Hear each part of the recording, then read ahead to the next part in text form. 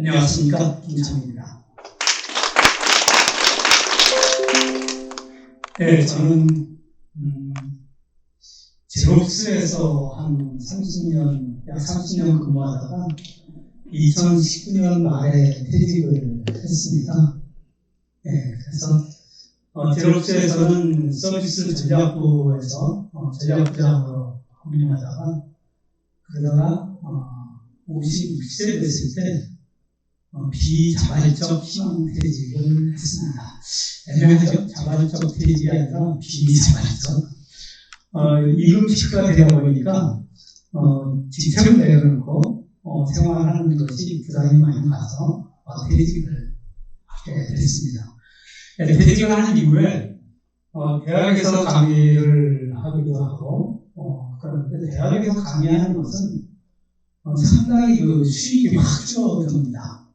우리가 직장 생활을 한 30년 하면 그래도 연봉이 어느 정도 되지 않습니까? 그런데 대학에서 강의하면 수익이 상당히 많이 줄어요. 한 반의 반으로 주는 것 같습니다.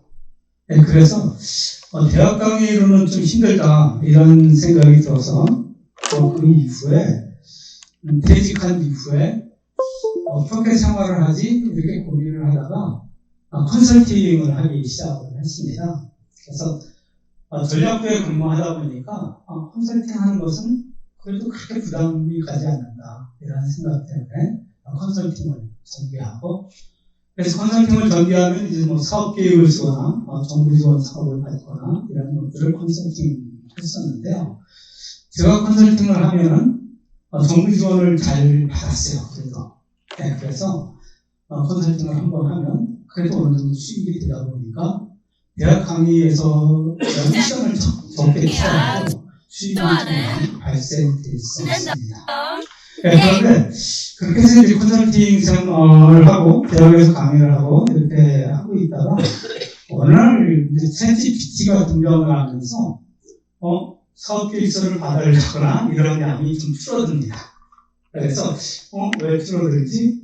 그렇게 이야기를 하면은 사업 계획서를 작성을 할 때 백지를 놓고 어떤 것을 써야 될지 잘 모르겠습니다. 이런 대표님들이 많이 계셨어요.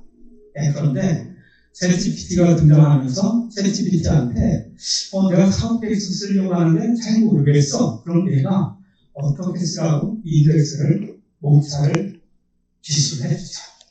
하나하나 지으려고 하면서 그거가 넣으니까 사업 계획서가 작성이 되더라. 그래서 많은 사람들이 사업 계획서를 이제 자발적으로 쓰기 시작하게 됩니다. 그래서 제가 대전에서 평가위원으로 가서 초기 창업 투자라든가 이런 거 평가를 하러 가보면 챗GPT로 작성을 해서 발표하는 분들이 생각보다 상당히 많았습니다. 발표하는 내용을 보면 알아요. 저 본인이 알고 썼다? 모르고 썼다? 긁어다 썼다? 그래서 질문을 하게 되면 질문을 한 두 단계 파고들게 되면은 이제 자수를 하기 시작하죠. 사실은 제가 챗GPT의 도움을 받았습니다. 그렇게 이제 자수를 하게 되는데 챗GPT를 활용하는 것도 좋습니다. 그런데 확실하게 이해하고 활용을 하셔야지 됩니다. 그렇지 않으면 잘 모르고 챗GPT를 긁어다 썼네? 그러면 이제 감점 대상이 되는 거죠. 그런데 자기가 확실하게 이해하고 썼다고 하면 많은 그런 챗GPT나 이런 것들이 나의 스타일이 되는 거죠. 그래서 우리는 이런 챗GPT나 이런 것이 나오면서 우리가 할 수 있는 게 무엇일까 봤을 때 챗GPT가 처음에 나왔을 때 책에서 봤을 거예요. 챗GPT의 IQ가 어느 정도 되지? 처음에는 중학교 수준이다, 고등학교 수준이다 이렇게 이야기했는데 점점 올라가고 있습니다. 초반에 의사 시험을 봤는데 합격. 로스쿨 시험을 봤는데 합격. 근데 근래에는 점점 더 올라가고 있습니다. 우리 대표님들 1년에 책을 몇 권 읽으십니까? 챗GPT가 읽은 책이 몇 권 될 것 같습니까? 10만 권이요? 10만 권. 10만 권이요? 수백만 권에서 수천만 권으로 예측을 하고 있습니다. 우리가 가지고 있는 정보하고 챗GPT가 가지고 있는 정보하고는 갭 차이가 점점 벌어지고 있습니다. 그래서 여기에 나와 있는 것 같이 챗GPT의 IQ가 어느 정도일까의 과거의 버전에 비해서 지금 버전은 계속적으로 올라가고 있습니다. 챗GPT의 IQ가 몇입니까? 현재 기준으로 봤을 때 120 정도 됩니다. 우리 인간의 IQ는 몇입니까? 인간의 IQ는 전 세계 평균으로 100을 기준으로 하고 있습니다. 우리 아시아 쪽이나 한국 같은 경우에는 IQ가 약간 높다고 해요. 우리 한국은 105 정도라고 합니다. 평균이. 왜? 거긴 학습에, 공부에 대한 열의가 많다 보니까 IQ 시험이 약간 높게 나오는 거죠. 그래서 전체 평균보다 점점 IQ가 올라가고 있어요. 그리고 우리가 가지고 있는 정보하고는 차이가 엄청 나고 있습니다. 1년에 책 몇 권 읽으니까 물어봤을 때 많은 사람들이 책에 대한 거가 1년에 한 10권? 4권 많이 읽는 것 같아요. 물론 많이 읽는 분들이 있어요. 저는 강원을 해서 그 교보의 부장하고 차를 한 잔, 맥주 한 잔 하면서 하나의 부장하고 교보의 부장이 하나의 부장한테 물어봐요. 1년에 책 몇 권 읽습니까? 나한테 물어보지. 그때 내가 책을 많이 읽을 때야. 70권 정도 읽을 때야. 그래서 나한테 물어보지. 한 70권 읽는데 했더니 하나의 부장이 많이 읽어요. 150권 읽습니다. 이렇게 얘기하는 거야. 50 미쳤네. 150권 읽어. 그랬더니 교회 부장 하는 얘기가 책 좀 읽으세요. 이렇게 이야기하는 겁니다. 그래서 제가 물어봤어요. 부장님 몇 권 읽으세요?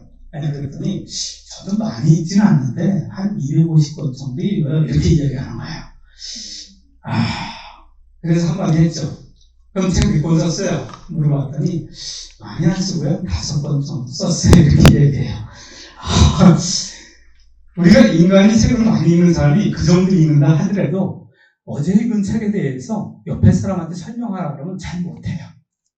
그런데 챗GPT는 어제 읽은 책이고 과거에 읽은 책이고 완벽하게 정보를 제공을 합니다.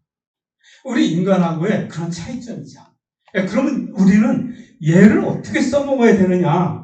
그것이 여러 가지 우리가 챗GPT나 여러 가지 인공지능 앱들이 상당히 많죠. 그런데 많이 사용하는 걸 제가 이렇게 여기다가 표시를 해놨는데 우리 대표님들 책을 챗GPT, 제미나이, 미드저니 뭐 여러 가지가 있어요. 노트북 LM 몇 가지 사용하십니까?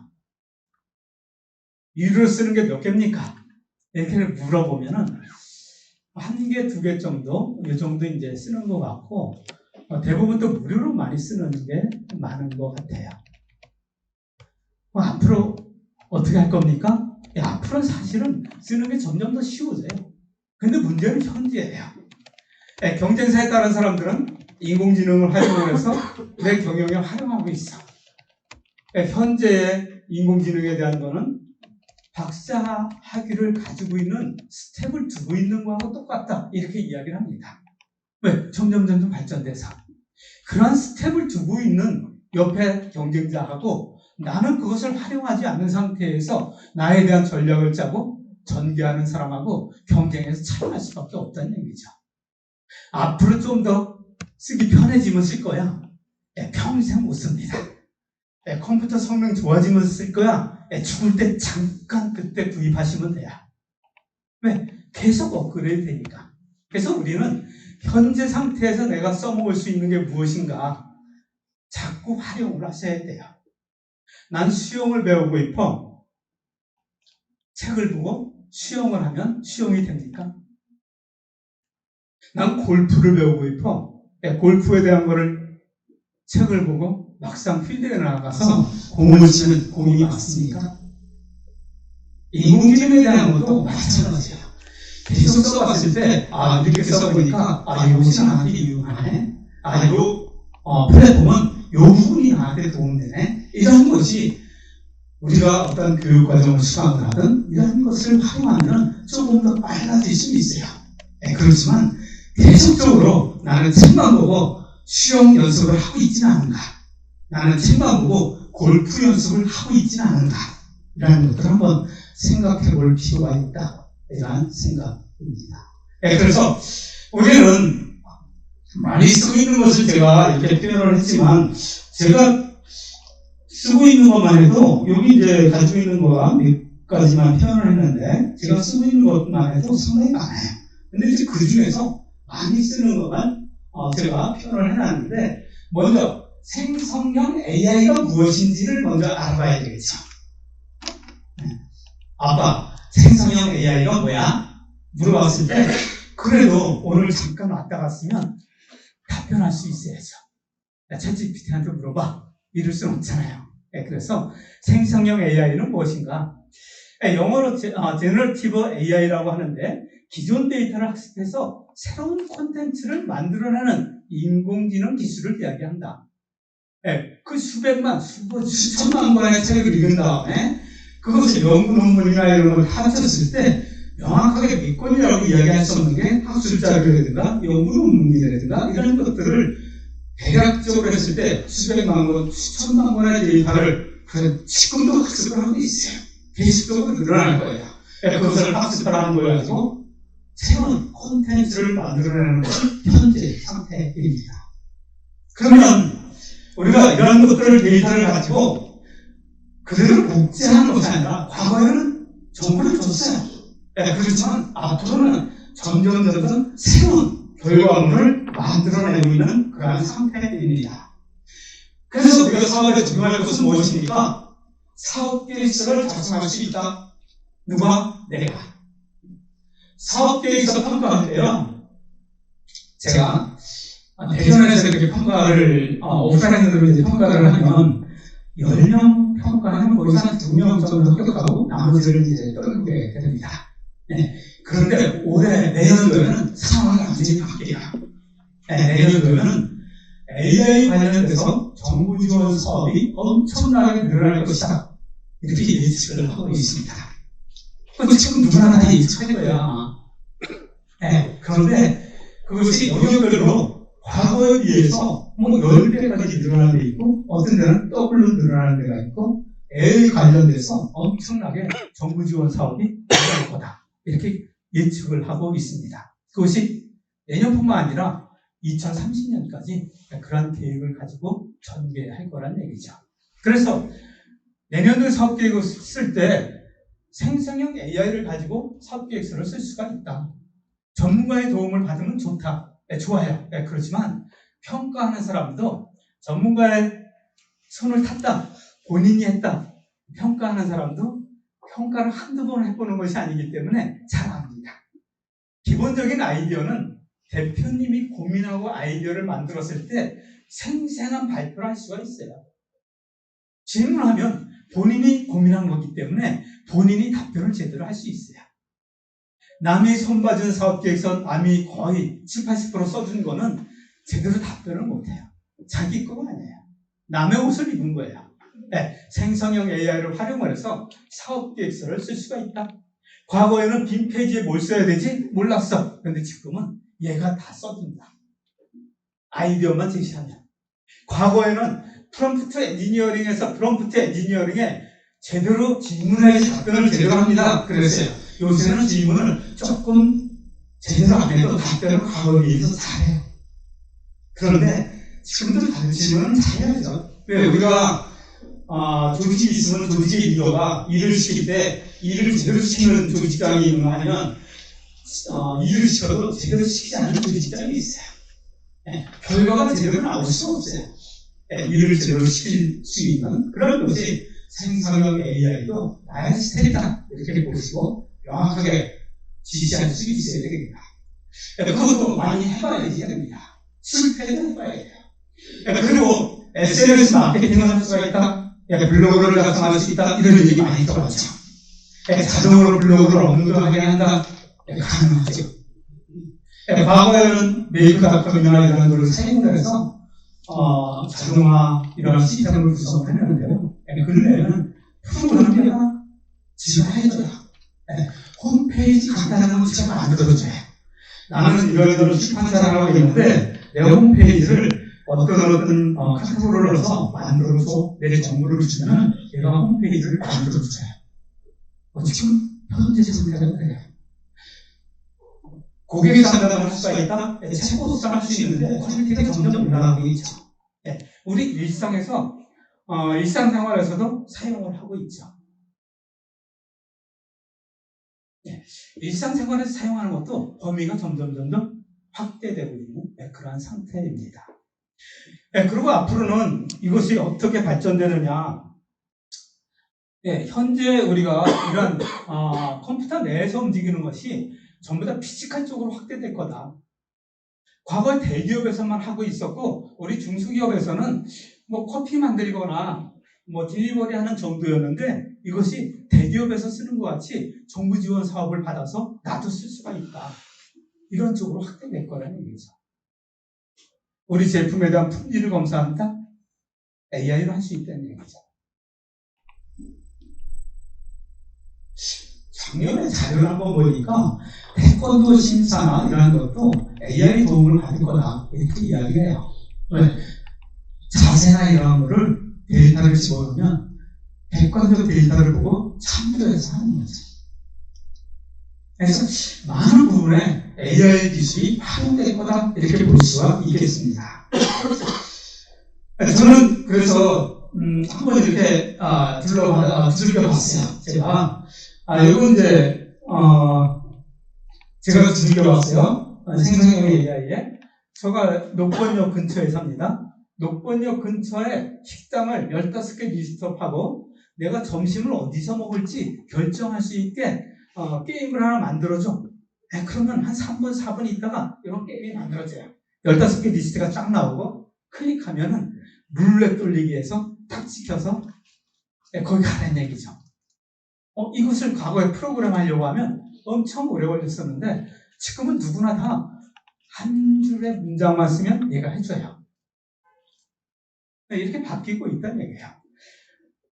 신메뉴 공모전에 대한 이벤트를 우리 대표님이 했어. 그러면 링크를 홈페이지로 연결하면 사람들이 안 좋아. 왜? 홈페이지에서 클릭하다가 나가고 있죠. 우리가 이탈고인이라고 이야기해요. 그런데 내가 이벤트 하는 거에 내용을 기재를 하고 그 다음에 그거를 내가 랜딩 페이지에 완 페이지에 웹을 만들어줘. 그럼 이렇게 만들어줍니다. 어디서? 생성형 AI에서. 클로드에서 한 거예요, 이 작업을. 계산기 한번 만들어줘. 팁 계산기 이렇게 만들어줘. 그러니까 우리가 업무적으로 쓸 수 있는 게 무엇일까 봤을 때 여기에서 우리가 고민을 해봐야 돼요. 과거에는 우리가 SEO라고 그랬어요. SEO 들어봤죠? SEO 들어봤습니까? 들어봤으면 들어본 표정을 지어주시면 제가 진도를 나가요. 우리가 인터넷 검색에서 검색했을 때 우리 거가 뜨게 하는 거가 SEO의 Search Engine Optimize이에요. 그런데 지금은 바뀌고 있어요. 왜? 인터넷 검색할 때 AI를 거기다 탑재를 시키고 있어요. 그래서 내가 검색하면 AI가 우리 거를 답변하게 만들어줘야 돼요. AI가 답변하는 거에 제가 코멘트를 줬어요. 녹변역에서 가까운데 식당 15개를 리스트업하고 거기에서 어디서 점심을 먹을지 클릭하면 선정하게 해줘. 이렇게 프롬프트 입력을 했어요. 이 5개에 우리 식당이 들어가야 돼. 안 들어가면 우리는 인터넷에서 검색해서 우리 식당에 올 수 있는 기회가 없어지는 거예요. 과거에는 SEO에서 지금은 AEO로 바뀌고 있어요. AEO. N수어입니다. 답변이 우리 식당 이름이 들어가게 해야 된다. 그리고 REO 이렇게 이야기합니다. 레코멘드입니다. 우리 식당을 추천해야 된다. 이렇게 바뀌고 있는 거예요. 그래서 우리는 앞으로의 우리가 해야 될 거하고 SNS 마케팅을 과거하고 앞으로의 방향은 바뀌어야 된다. 이런 얘기죠. 그런 전략을 알고 하는 옆에 경제사 대표님이 있다고 하면 나는 안 해도 돼.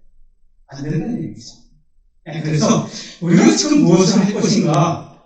저는 우리 수상노이 마케팅협회 회장님께서 먼저 번에 이런 얘기를 했어요. 마케팅 컨설팅 하는 분들이 컨설팅 할 때 배치해놓고 뭘 컨설팅 해야 될지 잘 모르겠다고 합니다. 우리 비즈니스 모델을 가지고 비즈니스 모델 9블럭에 커스터머에 대한 것, 채널에 대한 것, 수익성에 대한 것, 코스트에 대한 것, 파트너에 대한 것, 이러한 리소스에 대한 것, 이러한 것들에 9블럭에 대한 거를 질문했었을 때 그것을 엑셀에다 정리하면 그래프로 표시되는 걸 해줬으면 좋겠습니다. 그래서 제가 정리를 했어요. 그랬더니 회장님이 그것을 자동으로 이렇게 정리되는 걸 해줬으면 좋겠습니다. 그래서 그걸 어떻게 해요? 자기가 분석해야죠. 그랬어요. 그래서 얼마 전에 안 되겠네. 그래갖고 생성형 AI에다가 엑셀을 화면에 딱 띄워놓고 화면에 떠있는 엑셀 파일에 정리되어 있는 데이터를 내가 클릭을 하면 결과 분석하는 페이지를 너가 만들어줘. 그랬더니 얘가 프로그램을 막 짠 다음에 그거 갖다가 엑셀에 어디다 붙여놓으래요. 그래서 붙여놓더니 요거 클릭하면 이렇게 결과가 나오게 되는 겁니다. 과거에는 이런 거 만들려고 하면 엄두가 안 나거나 한참 걸리거나 지금은 AI가 해요. 중간에 클릭 몇 번 하면 돼요.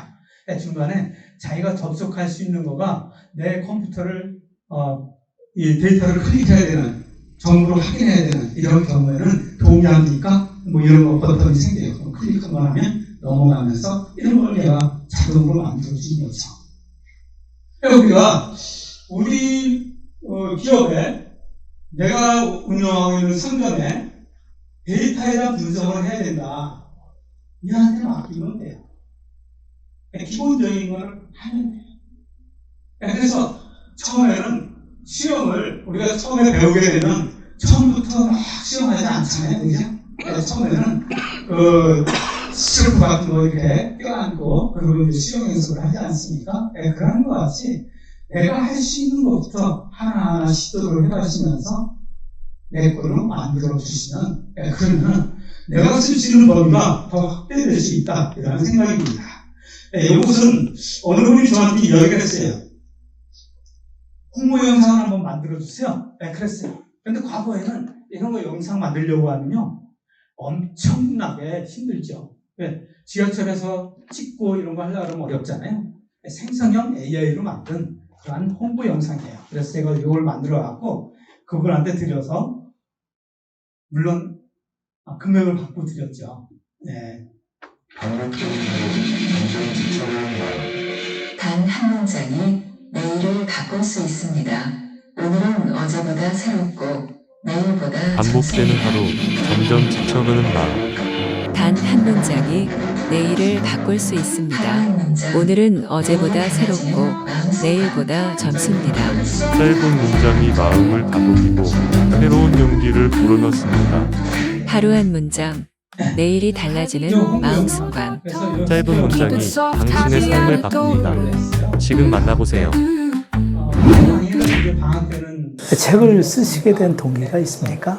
방학 때는 이제 보릿고개입니다. 근데 이제 보릿고개 때 이런 요청이 오면은 이제 편집을 해주는데 편집하는 비용을 안 받고 우리 겨울에 그거 가지고 같이 동남아로 골프 치러 갑시다. 그래서 그거에 빡듯해가지고 하겠습니다. 그런 다음에 이미지를 편집하고 들어가는 이미지를 전부 다 AI에서 만들어가지고 편집을 하고 홍보 영상 AI로 만들고 이렇게 진행을 했습니다. 그래서 우리가 홍보 영상에 대한 이러한 것들이 과거에 비해서 상당히 만들기 쉬워졌다 이렇게 볼 수가 있고요. 시간이 얼마나 남았죠? 그래요? 그래서 우리가 지금 해야 되는 거가 초개인화 마케팅이 가능해졌다. 개인화 마케팅은 들어봤죠? 개인화 마케팅은 뭡니까? 과거에는 개인화 마케팅 하려고 하면 비용이었어요. 저는 퇴직하기 전에 직장 생활할 때 옛날에 야간 작업을 많이 했어요. 야간에 작업을 한 다음에 끝나면 그 회사 앞에 소선 쪽 그 회사 앞에 방언 그쪽에서 막걸리 집에 가면은 저를 딱 본 다음에 김치전하고 서울 막걸리를 딱 줘요. 왜? 맨날 그거 시키니까. 개인화 마케팅이 돼 있는 거예요. 소수의 고객이라고 하면 개인화 마케팅이 가능해요. 근데 우리 고객이 10,000명, 20,000명 되면은 개인화 마케팅이 불가능하고요. 그때 가능한 것이 그룹핑을 해서 맞춤형 마케팅을 하기 시작해요. 그런데 지금은 개인화 마케팅이 가능해진 상태입니다. 왜? AI가 발전되고 컴퓨터가 발전됐기 때문에 개인화 마케팅이 가능해진 상태죠. 그런데 저 개인화는 뭐냐? 나도 모르는 거를 알아준 거예요. 나에 대한 정보를 가지고 내가 분석해서 내가 파란색을 좋아했었나? 나도 모르는 거를 컴퓨터가 분석을 해서 내 DB를 분석을 해서 맞춤형 마케팅을 해주는 것. 이것을 개인화 마케팅의 그 이상 초개인화 마케팅이라고 하는 거죠. 이런 초개인화 마케팅이 가능해지고요. 수요 예측이 가능해지고 그럼 재고 관리가 좀 수월해지겠죠. 홍보 콘텐츠 생성이 가능해지고 점점 수월해지고 있습니다. 과거에는 우리가 한국인 늘려고 하면 한국인 하면 막 한복 입고 나오고 그랬었는데 지금은 많이 개선이 됐어요. 그리고 고객에 대한 서비스가 확대되고 있죠. 피지컬한 부분도 서비스가 가능해지고 있다 이렇게 볼 수 있습니다. 우리가 현재 AI에 대한 거는 이렇게 발전되고 있습니다. 컨버세이션, 대화형으로 가고 있다가 추론형으로 가고 있다가 지금은 에이전트 쪽으로 가고 있다. 그래서 현재 위치는 어딥니까? 추론형하고 에이전트하고 중간 단계다 이렇게 이야기를 하고 있습니다. 앞으로 어떻게 할 거냐? 이노베이션, 혁신형, 창의형 이런 쪽으로 가고 있다. 그 다음에 조직형, 조직을 관리할 수 있는 그러한 영역까지도 발전될 거다. 이렇게 이야기하고 있는데요. 그 발전되고 있는 스피드가 상당히 빨라지고 있습니다.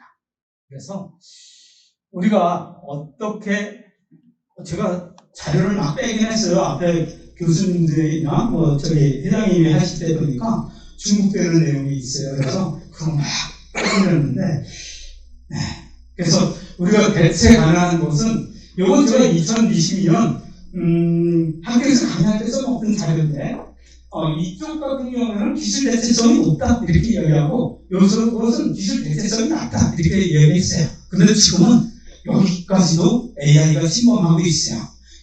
과거에 이걸 만들 때는 교육 쪽에는 기술 대체가 안 되는데 나 앞으로 한참 동안 교육하면서 먹고 살 수 있겠네 그랬어요. 그런데 지금은 60세 이후 돈 걱정 없이 사는 챗GPT가 요새는 영어 학습 AI 튜터 역할을 하고 있고요. 작년에 강원도 어느 대학에서는 AI를 활용을 해서 교육과정 개발을 하겠다 이런 정부 지원을 받기도 했고요. 그래서 이 벽이 점점 무너지고 있고 점점 확대되고 있는 상태입니다. 그래서 빠르게 확대되고 있는 것은 플랫폼을 안 가지고 있고 우리가 제조사나 이런 설비가 가지고 있다고 하면 빠른 대체가 이루어지지 않죠. 그렇지만 컨설팅이라든가 이런 것들은 빠르게 AI 쪽으로 활용하고 있는 이런 상태가 되겠습니다. 시간이 좀 된 것 같아서 빠르게 진행하도록 하겠습니다. 그래서 우리는 SEO에서 AEO, REO를 고려해서 마케팅을 전개해야지 된다. 그리고 우리는 현재 한국 같은 경우에는 선두주자가 아니라 중간 정도에 있어요. 우리나라는 저 자리에 보게 되면. 그런데 이제 우리는 다행스러운 건 현재 우리가 AI를 활용하는 것이 2024년도에 32%인데 정부에서 70%까지 사용하겠다 전략을 가지고 있어요. AI 모델에 대한 거를 1000개의 우리가 성공 모델을 가져가겠다. 저는 엄청 쓰겠다는 얘기입니다. 그래서 처음에 돈 쓴다고 했을 때 그때가 좀 수월해요. 나중에는 좀 어려워요. 항상 보면 벤처기업 지원한다고 했을 때 처음에는 벤처만 사업계획서에 잘 쓰면 정부 좀 각각 받았어요. AI도 내년은 좀 쉽지 않을까, 내년 후년은 좀 쉽지 않을까 이라는 생각입니다. 그래서 AI에 대한 거를 비용이 없다 그런 것이 아니라 현재 내 사업장에서 문제점 무엇인지, 종업원 입장에서 내 사업장의 문제점 무엇인지, 고객 입장에서 내 사업장의 문제점 무엇인지, 내 사업장에서 반복적으로 해야 되는 작업은 무엇인지, 이러한 것들을 우선적으로 파악을 해봐서 우리가 자동화로 바꾸면 어떨까 이런 생각입니다. 그래서 진행하는데 어려움이 있다고 하면 우리 한국소상공인 마케팅협회에서 진행되는 프로그램하고 연계를 하시면 조금은 빠르게 실험을 배울 수 있는 이런 시간이 되지 않을까 생각됩니다. 여기까지입니다. 수고하셨습니다.